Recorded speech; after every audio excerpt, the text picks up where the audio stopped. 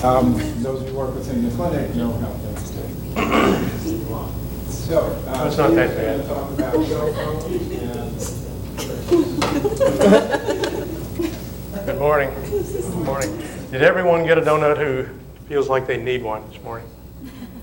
Hopefully. Dr. Bonner, did you get a donut? Okay. Well, we are going to talk about cell phones and cell phone radiation. I did a talk on radiation about 10 years ago with respect to pediatrics and so forth, and included cell phones at that time and what we knew about the supposed and proposed hazards of cell phone radiation. But a lot of time has gone by, so I decided to look at that again just to see what's come to light in that time. And so I thought we'd do this again. It does work. Okay, I have nothing to declare. Okay, how many cell phones are in use today? Well, the last time I spoke, it was about 2.5 billion cell phones around the world. Now it's at least 5 billion cell phones. A lot of cell phones. So perhaps it behooves us to take a good look at everything that's going on with cell phones, radiation-wise and otherwise. In the United States, and this is very recent, just a few months old, completed information, penetration in the market is almost absolutely complete now. It's just amazing. Everybody has a cell phone. Who in here has a cell phone with him this morning? I do not. Okay. That's why we can't ever find you. Nobody ever looks. Come on. All right. Okay. And a pretty significant percentage of these folks have a smartphone, which is important, and we'll talk about that later, which has changed the picture of radiation and, of course, what we do with our phones and how we behave on an everyday basis. Cell phones have been around for a while. The penetration of cell phones into the market, the number of people who have cell phones has exploded dramatically in the last 15 to 20 years, but also the average age of individuals who operate, have access to, and actually own cell phones has dropped, okay? Without a doubt, this is the largest human biological experiment there is. My wife disagrees. She thinks it's infant formula, but infant formulas have changed a lot. Cell phones are transmitters. They've been transmitting as they have in one shape or another, one way or another for a long time.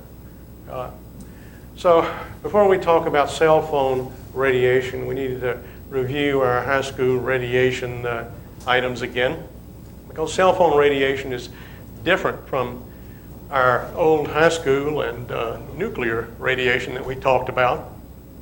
We know that usually we think about alpha and beta and gamma radiation as the types of radiation we worry about and we talk about, associated with nuclear reactors, nuclear incidents and disasters, of which we had a few, nuclear weapons, and history. These are all different. The first two are particle radiation, of course. The third one is a wave radiation, which is an item on the electromagnetic scale, just as radio waves are, and just as cell phones use on an everyday basis to communicate. It's at the other end of the electromagnetic spectrum, a little rougher area, and we'll look at that. The other X-ray that we talk about, the other type of radiation is X-rays, and we all know all about X-rays. They're everywhere. X-rays began with our man Röntgen. Back then there wasn't any regulation, there wasn't a great deal of understanding about what radiation and X-rays were. And at first they were not only a big invention, but a great parlor activity, parlor parties, and they were a lot of fun. The device here, Jesus, where's my button for, it does work good. The device here is right here. It's just a vacuum tube like we used to have in our old vacuum tube radio sets that sat on top of the table. And as such, it's surrounded by glass, and x-rays just went out in every direction. So not only the patient involved or the part involved, everyone in the room got irradiated. They used phosphorescent panels like he's doing his. It's a real setup to see his own hand. At the same time, they exposed this plate. It's cute, but not very smart. It took about 3 months before side effects started to show up and people began having problems. So here's our first x-ray. Is this individual pregnant? Everybody's laughing. Did everybody seen this x-ray before or know where it came from? Sure they do, sure. I remember this movie very well. Most of the younger, or the men who were younger at the time probably remember not only the creature, but also what Sigourney Weaver was wearing when she got into the escape capsule. Remember the escape trap? Right. That was a long time ago. But it turns out that most of our radiation that we receive as members of the public come from us, come from doctors. Just about half. I think everybody knows that CTs are very expensive in terms of exposure, especially for small children, and especially for neonates. Some types of CT exposures are worse than others, and we need to know about that in medicine on an everyday basis. Fluoroscopy is fluoroscopy. It's the video streaming of X-ray, and makes us a little nervous. Nuclear medicine is always in the background. So the other half, and we're talking about, again, particle and gamma ray radiation, comes from other sources. The biggest source is radon, which is a gas that filters up out of the ground in porous parts of the country. It's a breakdown product of uranium, which is basically everywhere. If you live in Colorado, you've got much more of a problem. If you live in Denver, for instance, you may have to have a radon detector in your home.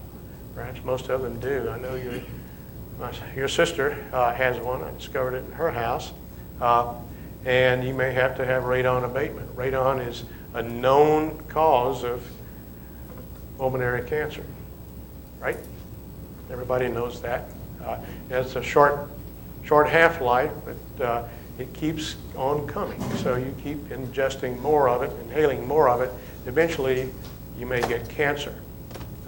It's available in the groundwater. If you go up to spend a little time in hot springs, you'll find some pumps downtown that are old and cute, and spring water and some containment basins there. Years ago, when my kids were little, we went up there, and there was a sign on that pump that said, "Warning, radon gas." Okay? Apparently the city fathers decided this wasn't very good for tourism, and all those signs disappeared some years back. But of course, radon is still there. It's just not good for tourism. Okay. All right. Okay. Now, particle radiation is easily detected by Geiger detectors. Well, here's something I built for fun. Many of you know I like messing around with electronics. And there's always a background level of radiation that's easily detectable. Perhaps you can hear some of the clicks. Around here we have about 5 or 6, maybe 8 or 9 detections per minute or so. It varies. Varies a little bit from day to day and time to time, and weather, because sometimes the humidity may slow down things. But that's background radiation. It's always there. Everybody remember Mr. Wizard? Showed him last time. Mr. Wizard was in the 50s and the 60s. I never missed one of those. It was the best thing on TV for me. They actually used child actors, and he was ahead of his time. He had female child actors in his show. He was way ahead. One of the females later went on to be a success in Hollywood. Her name was Ruth. I can't remember her last name. He was way ahead of his time. Okay. Now, I want you to know that this is completely safe. Detectors are always around. We always have to have these things. But most of the best ones that detect smoke use a radioactive element within the detector itself to detect smoke. Let me just go back a little bit.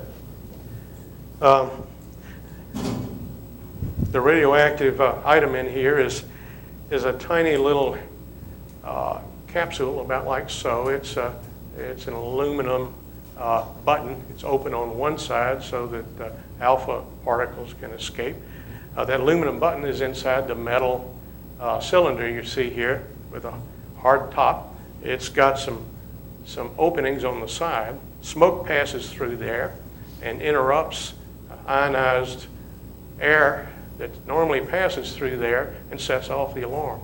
Works very well. It has 0.9 microcuries of americium-241, and which has a half-life of 451 years. Now, years ago when I built this, I guess it was in the 80s, something like that, I had to go find a source to test it.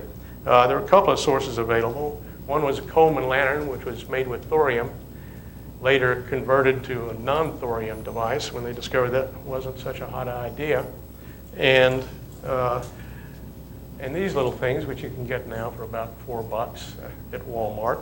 It's a good idea not to take the top off, not to access the little button, because alpha particles, although they're slow and heavy and don't do much when they're on the outside of your body, if you ingest one, they can do a great deal of damage in your lungs and cause cancer, even if you get them into cuts. Perhaps we can see that there's a little bit more radiation sneaking out of these little vents in here than there is in the background. But if you take the metal case off, it goes nuts, believe me. I did that last time, but in the interest of safety, decided to leave that little button at home. It's really not a good idea to get into these things. So we shouldn't need smoke detectors? Shouldn't need smoke detectors. Perhaps if you're 12 years old, and as I said last time I did this talk, and you go over to spend the night with your buddy, it might be a good idea not to race upstairs to claim the top bunk if the smoke detector is right above you. Americium is also a gamma ray emitter, and years ago, before I did the first talk, I decided, I wonder, and so I took one of these little devices and sat it on one of the phosphor plates that we use in the clinic to take x-rays with, exposed it for a while, perhaps an hour or two, and then persuaded the x-ray lady to run it for me, and this is what we discovered. It was a lot harder to persuade the x-ray lady to develop the film. Okay, so there's not much radiation in there. They're really perfectly safe. There's no doubt about that. And it's definitely not safe not to have one. So get as many as you want and just put them in your house in the right place. Okay. So lots of sources of particle radiation and gamma radiation in the world. There are other sources of radiation. Another significant source, fortunately not on the ground for the most part, is galactic radiation. This comes from cosmic rays that we hear about. Cosmic rays are heavy particles, hydrogen nuclei, and perhaps the nuclei of some heavy elements from exploding stars that exist across the galaxy. They get accelerated to near the speed of light and come crashing into our atmosphere. Thank God we're lucky on Earth. We have this wonderful atmosphere that protects us from a lot of things. One of them is cosmic rays. They're a lot denser than this illustration would show. And what happens is, when they crash into the atmosphere, they crash into atoms of atmospheric gas and produce showers of daughter radiation of all kinds. And if you go up in an airplane, as I used to do before 9/11, Don't take this up in the airplane anymore. I don't think I'd get through TSA, a little box with the toggle switch and a push button on it. But I used to fly with it, and just to see what the radiation levels were. Did that a few times. And it turns out, if you get up above the highest mountains, you start noticing that the background count increases. And if you get up to jet levels, 35,000 feet or higher, the level is about 50 or 60 times, depending on the state of the solar cycle, what you're going to find on the ground. It's incredible. It's very scary. You can't count the counts. You have 300 or 400 a minute, where we were having 5 or 6. Very interesting. As you come back down again, you're protected and you do pretty well. It's very interesting. This occurs all the way up into the stratosphere until you get to a point where there's so little air, the count starts to go down. Okay.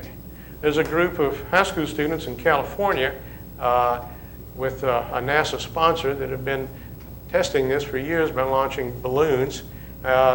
We're nearing the bottom of a solar cycle, that is, a sunspot cycle is near at the bottom, and we're getting a lot less clouds, a lot less solar wind from the sun in this part of the solar cycle that are normally available in the higher, more active parts of the solar cycle to flush out the solar system and tend to protect us somewhat from cosmic rays.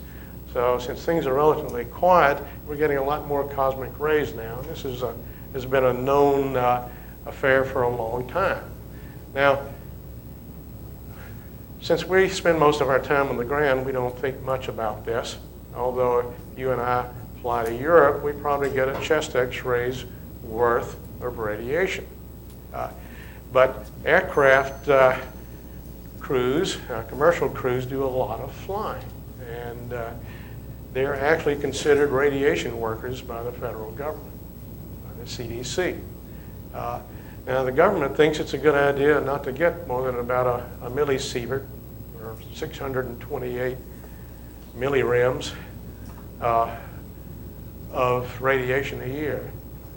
But if you're doing this for a business, flying at these altitudes, flying back and forth across the country or to Europe, where in particular you fly to the usual places in Europe in which you're going to be flying a great circle route because it's shorter, and flying over the poles where the magnetic fields drive and pull all the particles down into the atmosphere, you're going to get a lot more radiation. So in Europe, the Europeans think they ought to limit themselves to about 6 millisieverts. In our country, pregnant workers are expected to try to avoid flying in the first trimester and try to avoid an extra or a maximum or anything more than another millisievert of radiation. No one knows for sure what the best thing to do is, but it's your job. In Europe, it's 6 millisieverts. Here, for men, they think 3 millisieverts extra is enough, but it's a consideration and an ongoing consideration for the unions involved. Well, when did our first cell phones come along? The first phones we had were mobile phones. Anybody remember seeing mobile phones? They were a handset, usually between 2 bucket seats. Weren't bucket seats a really poor idea? They seemed so cool at first, but after you got to college, bucket seats were really not too good at all. They were really asinine. Your headset, your handset that connected to 30 pounds of a radio transceiver in the trunk sat right there as well. They were kind of clunky, but if you had one of those, you were really cool, and they were a status symbol. Martin Cooper was the head engineer for Motorola's team that manufactured and developed mobile phones. And One day he was watching Star Trek, and our friend here on Star Trek pulled out his communicator, and bang, Martin Cooper had an idea. I'm going to build a portable telephone. After 90 days of crash work, his engineering team came up with the first prototype cell phone. It was 9 inches tall or so, and but it worked, and he was a smart guy. He knew what public relations were all about. So not only an engineer, he took it down to New York City on 6th Avenue, called a press conference, met them all there, and they showed up, surprisingly, and he made the first cell phone call on the spot. He had a lot of chutzpah. He called the lead engineer on the Bell Laboratories team that was working over there and told him, "You guys are behind." Okay, so pretty good guy. But the first cell phone was a pretty clunky thing. Depending on who you talk to, it weighed between 1.5 and so and 2 pounds. Talk time was probably closer to 30 minutes. The battery was very clunky, hooked onto the back. You can see how big that thing was. His first prototype had about 20 minutes call time. He said that wasn't a problem because the darn thing was so heavy with the battery on there you couldn't hold it up that long anyway. Okay, now we're going to talk about the other radiation here. That's electromagnetic radiation. The relationship between frequency and wavelength and energy we're going to look at visibly, but there's a direct mathematical relationship between these items, and at the bottom, perhaps the most important item, the energy content of the wave. And these operate in lockstep and are very important in terms of what we're talking about today. If you look at the electromagnetic spectrum, you see the radio spectrum, which extends down here toward the 60 hertz power that we have in our building, which is emitting radio waves. If you turn on your little AM handheld Walkman receiver we used to have, you'd hear the buzz of what we used to call the lights. It's really the buzz of the radio waves emanating from the power lines here at the 60 hertz frequency. Just above that, we start to get our first AM radio. So there's Keel, Keel 71. We used to listen to that in school all the time. It reached Natchitoches, did pretty well. Mr. Weather, remember him? Make a long story short, the further up you go, however, the shorter the wavelengths get. So the frequency goes up, the smaller the wavelength. But importantly, so does the energy. It changes as well in lockstep. The energy level of the shorter wavelengths is much higher than the energy levels of the longer wavelengths. These are very long wavelengths, and on my little ham radio in my car, I know you've seen my antenna. I can feel the jealousy. Talk to me later if you want to know how to get one. I operate on wavelengths that are 40 meters long, 10 meters long, and in that range. Our cell phones operate way up here, and in terms of megahertz, in terms of frequency, they operate from 800 to 1500, 2600 megahertz. About the same area that our microwave oven does. The microwave oven operates at 800 to 1200 watts. And that's the real difference between the transmitter and the cell phone. There's a transmitter in the microwave oven too. It's just much more powerful. It's so powerful it makes the water molecules bounce around. You get a lot of friction, a lot of heating, and it cooks your food. The difference between the cell phone is simply the power. Power level on the cell phone is probably 1 or 2 watts, depending on what you've got. But of course, dose is dose rate times time. So it makes you think. You want to cook more, you just leave it in the microwave oven longer. You want to cook more with a cell phone, you just hold it up to your ear longer. And that's the question. That's the concern.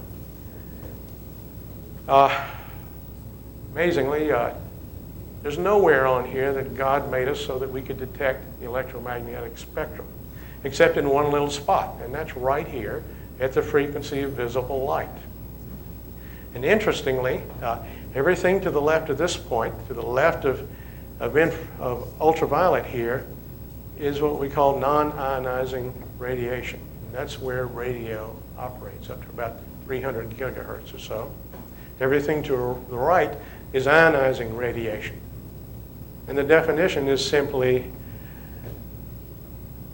a packet of photons, a wavelength, energy enough to break the electrons away from the atom.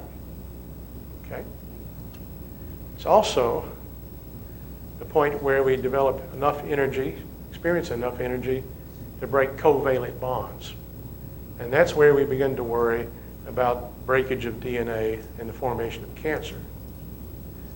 We always operate with the knowledge, see, if you break up your DNA, you're going to get cancer. Things are going to go haywire because the DNA is a plan for the cell. And that's a premise we work on. Notice further down here is your gamma ray way down at the other end. Big, nasty, powerful, penetrating wave. It's at the other extreme. Einstein did a lot of thinking down here, but he probably wound up down here where the wavelengths are so short that the difference between energy and matter start to become a little indistinct. That's where he got way ahead, I think, of everyone else. Well, Martin built his first cell phone in 1973. There were no cell phone networks, so you really couldn't use it. You just had to set up a link back somewhere around town, probably wasn't very far away, with some of his engineer friends to make his phone call. There was no cell network. It took 10 years to build that and get a type accepted by the FCC, which meant they could actually operate and sell it. Well, how do cell phones work? Well, cell phones are called cell phones because they are tiny little two-way radios that don't have a whole lot of power. And they operate on a frequency with a fair amount of energy, and therefore they get easily interfered with because they give up their energy easily to buildings, other structures, trees, so they don't reach very far. Therefore, to make a system like this work, you've got to have a lot of receiving sites, which also transmit and run your cell call into the cable telephone system.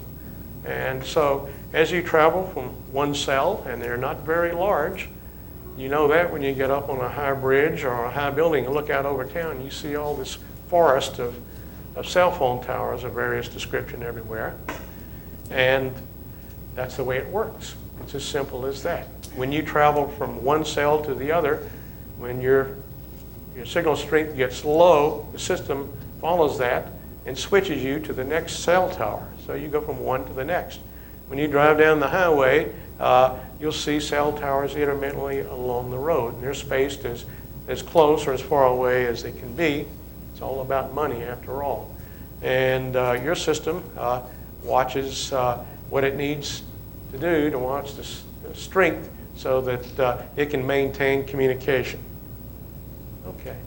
Now, the cell phone evolved a lot from this clunky thing that they eventually called the brick, because that's about what it was, to, well, just slabs. How did that happen? Well, I think everybody knows. Here's my last cell phone, I think, before my wife allowed me to get something more expensive. It's a flip phone, but actually it's a lot more ergonomic than one of these slab phones. A lot nicer to hold and handle and position against my ear. Even old people could do that. But these little slabs, like the iPhone, have just a little slit here, and there's no guidance as to exactly where that is. It takes experience to move it around and get it there. But this is where we are. Back then, you had an antenna that you could see, and it was mounted toward the back, and when you held the phone against your ear, the antenna was out away from your head a distance, a significant distance. But engineers got smarter, and their CEO said, look, I need something that doesn't have an antenna. It needs to be smooth, it needs to disappear in my pocket, and it needs to look cool.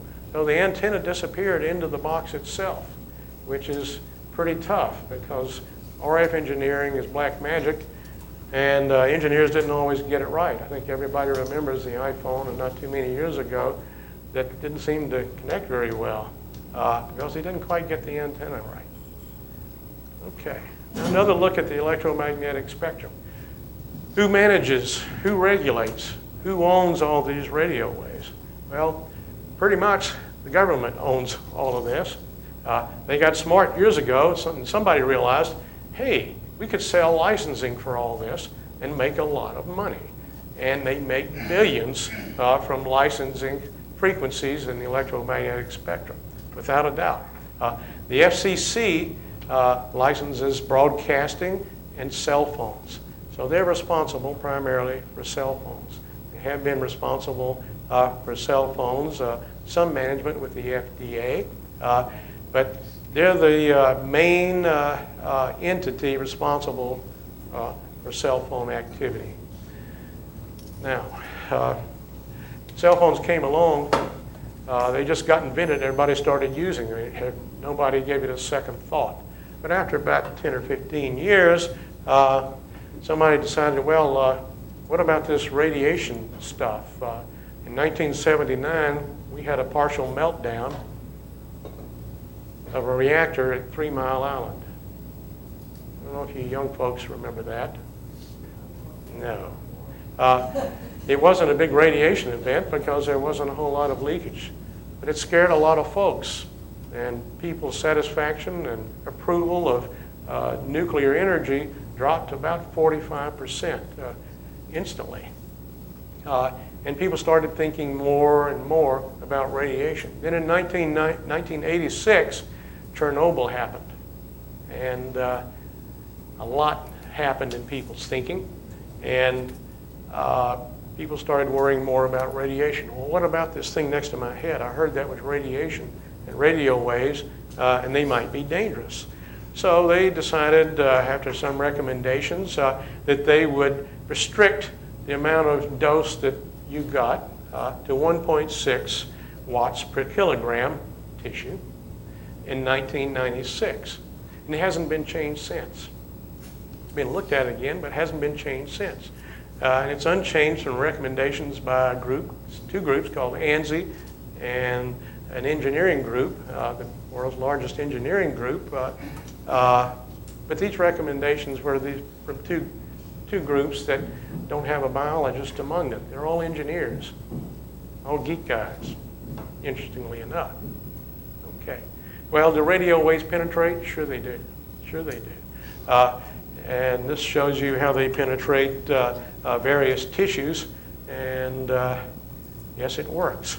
Now, at various frequencies, you can see that at the frequencies that we use are usually about 850 to 2600 megahertz for cell phones. It definitely penetrates, and it penetrates as a function as well of how much power you're going to use, and of course how close you have the transmitter, the phone, to your body. Children suffer a lot more absorption than adults. They're smaller and they're different. You know, kids are different, and this worries me. And this is something we need to remember and take into account when children are using these things. Well, so what do the studies show? Do cell phones really cause cancer? We said that this is radio waves, and it's south of ultraviolet where DNA starts to break because the specific quantity of energy in the wave is less than that which is required to break covalent bonds. So it doesn't break DNA. So we shouldn't have to worry about it, right? Well, radio waves do heat tissue, but at this particular rate, it couldn't heat the tissue more than about 1 degree centigrade, and probably much less.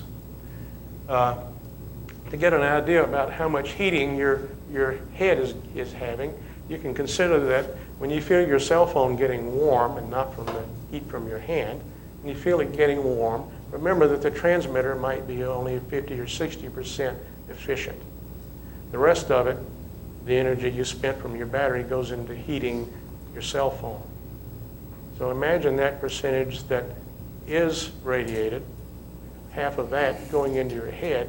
That's how much warmer your head might get. Of course, your head doesn't heat up very much because it's not just a pot of water. We have a lot of blood flow, and that helps cool the head. So nobody notices anything, at least not right away. Well, there were two major epidemiological studies that we used in the last 20 years to try to get a handle on whether cell phones cause cancer. Hardell and collaborators are famous. They did studies in Sweden. The Europeans and the Northern Europeans were early adapters of technology, born in the United States. And so they tried to find as many people they could who had tumors, it's particularly neuroepithelial tumors, meningiomas and gliomas in particular, and compared those in studies to try to determine whether there was an increased incidence among those who were heavy users of cell phones.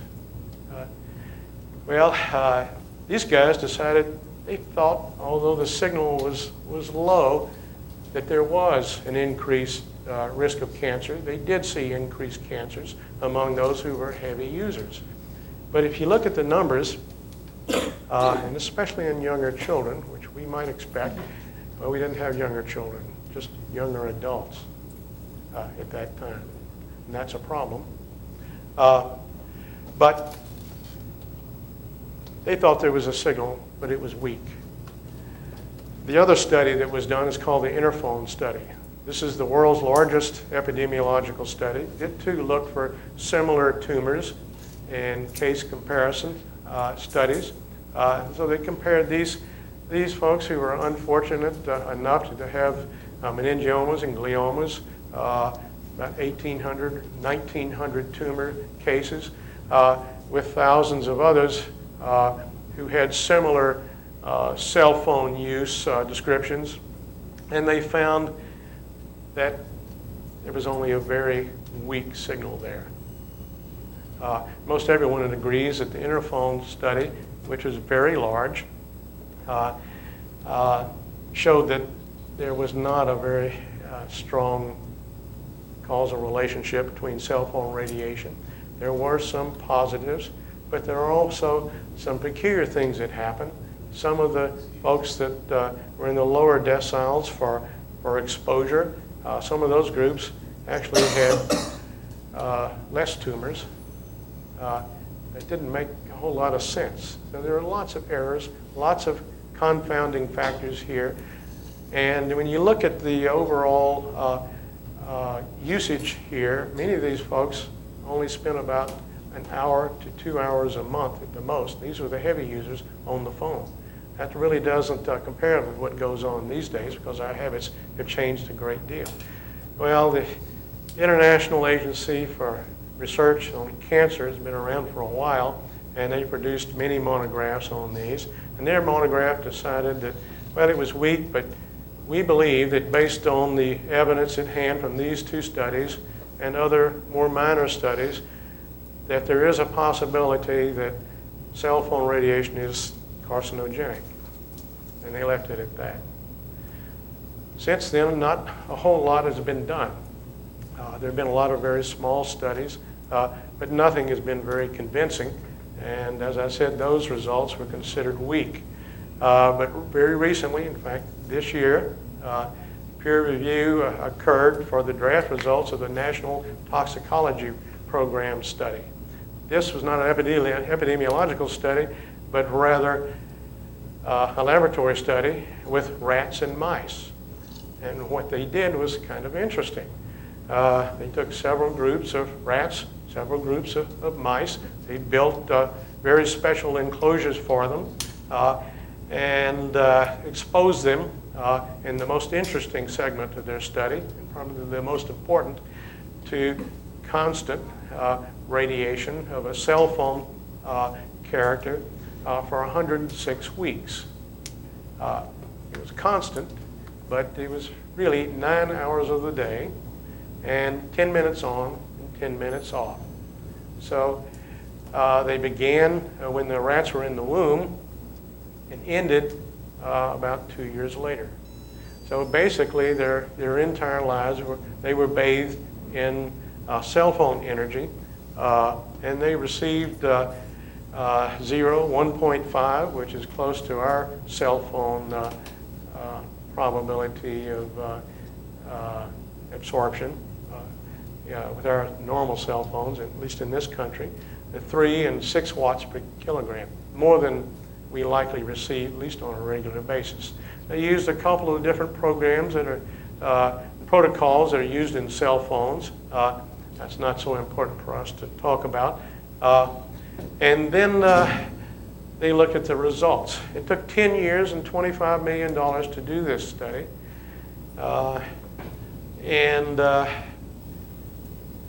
After peer review, we're still not sure. No one could make up their minds. To the left, some people were absolutely convinced. I'm going to show you the rat results. The mice results were not very interesting. 3 of the 90 rats in each group here developed malignant gliomas.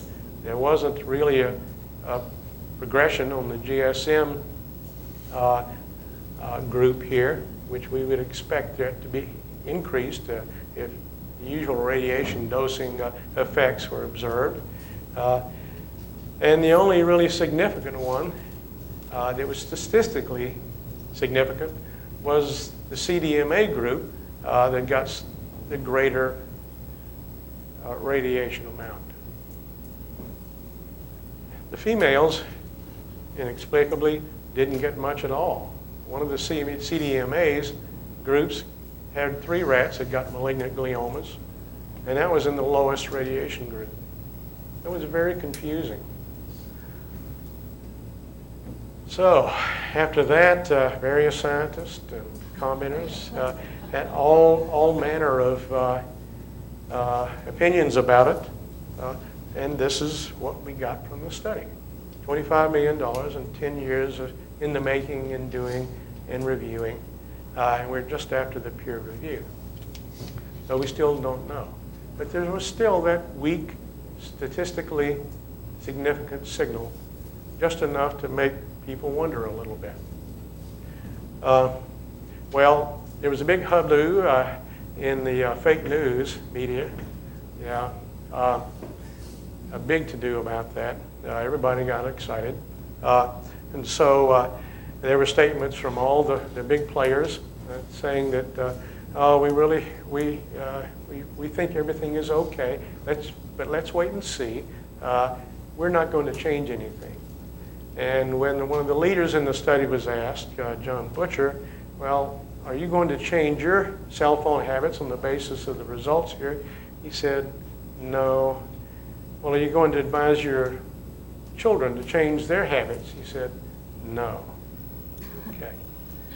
So we know that latency can occur in disease processes, and certainly with radiation as well. And this is what worries many people, because we know that children are much more susceptible to disease causes, and they're much more susceptible to radiation for a couple of reasons. They have much more active physiology, much more active cell turnover, and they're going to live much longer. So they're still actively growing, and they've got a long lifetime to develop cancer. That's a fact. So nobody's really looked at kids. However, after the last 2 European studies, another European-funded study was begun, and like the others, like the Interphone study, it was spread over 14 countries, not the United States, probably because you never get the IRB to let you do it. And they just finished a case control study design, just like the others we talked about. They recruited about 900 eligible cases with the tumors they were looking for and 1,900 controls. They were all matched. They were also able, in most cases, to pull the cell phone records, the computerized cell phone records. We'd never be able to get that past HIPAA here. And they've completed their study. Now they're waiting for peer review and publication. This is the only study that's looked in young people ages 10 through 24. It used groups of kids, the youngest of which had approximately 3 years of cell phone use on average, and the oldest 9 years of cell phone use. We'll see what happens. But even with these, then the period of cell phone use per month was still pretty darn low, which it seemed way too low to me. But we're waiting to see what's going to happen here. Now, the evolution of the cell phone has continued to happen. It's become as much or more of a computer now than it was. This is my iPhone. This is the screen on my iPhone. Time to take a look at this. We do a lot more than just talk on our phones. In the clinic, we have people who are texting all the time. We have 1 or 2 people who are streaming really bad music intermittently. We're able to shut that down most of the time through shaming, but it doesn't always work. We are sending files. We're uploading pictures. We're downloading files. We're doing all kinds of things. This happens through Wi-Fi. And the Wi-Fi is radiation at 2.4 gigahertz most of the time. It goes to a transmitter receiver out in the hall. So we're being radiated, but the radiation power is a lot less, probably about 1/10 of a watt. And it goes on all the time. And we're sitting in there in a small room with, a lot of folks who have cell phones, and they're all on. When a cell phone is on, it may not be transmitting, but everybody knows when someone is up here and the audio is on and their cell phone goes off, you hear these funny pops and tones and clicks and clacks, and that's the cell phone intermittently talking back to a cell tower, making sure it can still connect and you're still good. Okay? So every once in a while, whether you like it or not, or it's still transmitting in your pocket or wherever you've got it at 1.6 watts per kilogram. It's not against your head, but it's getting you. So I just decided to look at all of my little apps here, and every one of these streams or sends to Wi-Fi. It's in some manner, wave, form, fashion, or time. So there's a lot of transmission that's going on here. If you use the third transmitter that's located in one of these cell phones, which is Bluetooth, you get even more. So if you're connected somehow, there's even more going on. Gee whiz. Now baby monitors use 2.4 gigahertz all the time. My son and daughter-in-law use a baby monitor, and this is my second grandson. It didn't take him long. He's the mountain climber of the two. He's a beast. But as soon as he was able to pull to standing, he went after the baby monitor, and in very short order, that was it. Okay? I never liked the baby monitor transmitting constantly at about 100 milliwatts, 2.4 gigahertz. But to be honest, the further away you get from the thing, probably the better off you are. Well, in 2016, we decided that the AAP decided that as pediatricians, maybe we better talk about this after this NTP result came out, draft result came out. So the AAP said, well, here are several things you can do to reduce your child's exposure to cell phones. First of all, don't talk so much.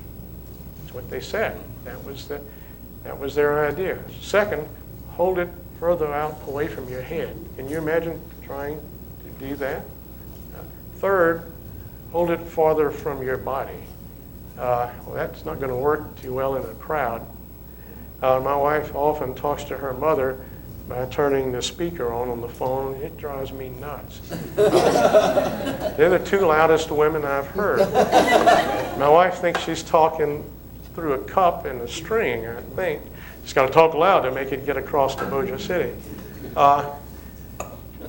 Or use some connected earbuds or even a radio earbud. Now, Bluetooth works pretty well. Well, Bluetooth is a transmitter, and I've got it right next to my head again. But it's very low power, and if I had to choose between this with the cell phone at 1.6 watts per kilogram and Bluetooth all the time, I'd probably accept the Bluetooth bud. And I suspect we're going to have to come to something like that if we have to do something about this in the end.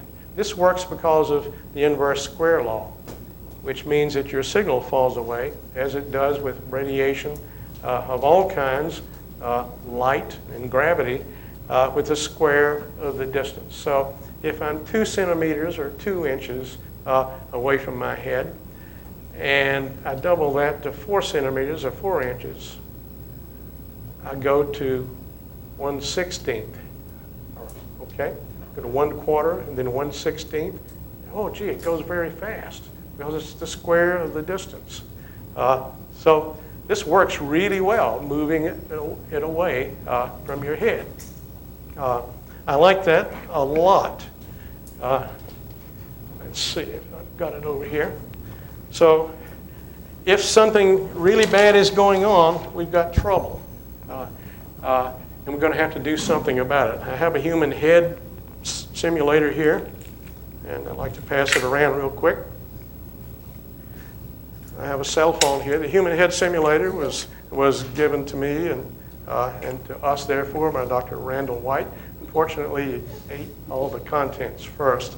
But it turns out that magnetism falls away in a similar manner. So the force increases similarly. So what happens with this is very similar with what happens to radio waves. So you can actually feel how much less the signal is going to be as you move it rapidly away from the brain. Now, actually, magnetism falls away more or less like 1 over the cube root, but the curve is very, very similar, and it works pretty well. So if you can just get away from it, you do all right. Okay, well, I think these things are really bad. I don't want my grandchildren to get cancer. And I know they're at risk for cancer for a number of reasons, and a lot of other bad things. 45% of these kids say they're online almost constantly, and I don't doubt that. Well, I guess that's the end of it. It just never seems to end. When we go in to see a patient, we expect to see a patient and a mother or a caretaker, but don't we also expect to see a cell phone? We do, don't we? Haven't thought about it until recently, but I realize when I walk in, I expect to see the cell phone because we usually do, and we have to deal with it in some manner. Sometimes we do successfully, sometimes we can't. We just don't. It's amazing. Here's a study that did some interesting things, looking for signs of cell phone addiction, which is a behavioral addiction, but I think really exists. It's coming into being, certainly functionally. And what they did was take a bunch of college students, not surprisingly, in a room like this, and they took all of their cell phones and manipulated them in some way. The first group were allowed to use their cell phones, and then they took completed 5 different questionnaires, all of which had elements that are often found in behavioral addiction. They found no difference in anxiety with the control group. Then they came in, took all the cell phones up, put them in a box, and walked out with them. No difference. Then they told them to put their cell phones away on their bodies or in their purse somewhere. no difference. But when they took the cell phones and asked them to put them down on the table in front of them, and someone stayed in there to watch them to make sure nobody used their cell phones, they just sat there and looked at it, they all became very anxious. Remember trying to train your dog to sit and stay and don't pick up the treat on the floor? It's just a little bit scary. Okay. Wow. This didn't work too well. There are 3 children on a blanket, and they've all got tablets or cell phones, and they're all completely absorbed. I know you've seen young children with this. It's not a matter of distraction, it's complete absorption. So I think we've got to worry about this. Bill Gates, when asked, when did you give your children, he has 3, their first cell phone? He said, age 14. The average age that children receive cell phones now, their very own, is 10.3 years. The average age that children first get their social media account, any social media account, is age 12. It's all very scary to me.